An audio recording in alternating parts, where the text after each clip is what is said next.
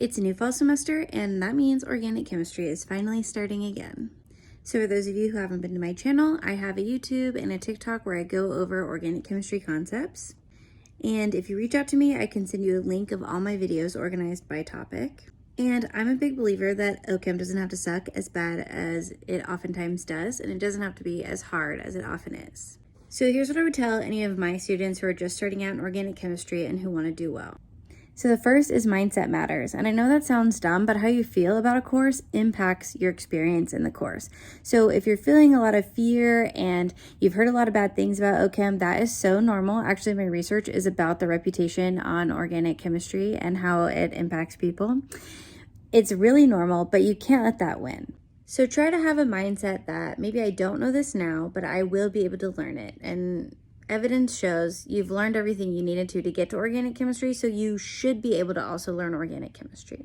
Second, a great sneaky way to study without actually having to study or pull out your materials is just try to remember what you learned in class today. So say you're walking out from class, you're at lunch, you're eating by yourself, you're driving, you're brushing your teeth, whatever you're doing, just try to think, what did I learn in class today? And if you can interrupt that forgetting process, it'll be more solidified in your mind. And it'll help you to internalize the information. And it might also help you realize like, oh, what was that second thing she talked about? And there might be a gap that you can identify and go look up in your notes the next time you have a chance.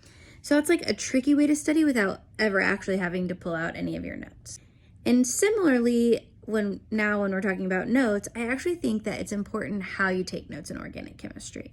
So just like making a list of everything the teacher said or whatever is actually not as useful, I don't think, as sort of trying to make big picture summaries or outlines. So like, if you're in the nomenclature, I like to simplify it down to like the 3 main steps that you do in nomenclature, and then I'll have sort of like sub-steps that I might need to remember, but at least I have the 3 main steps down.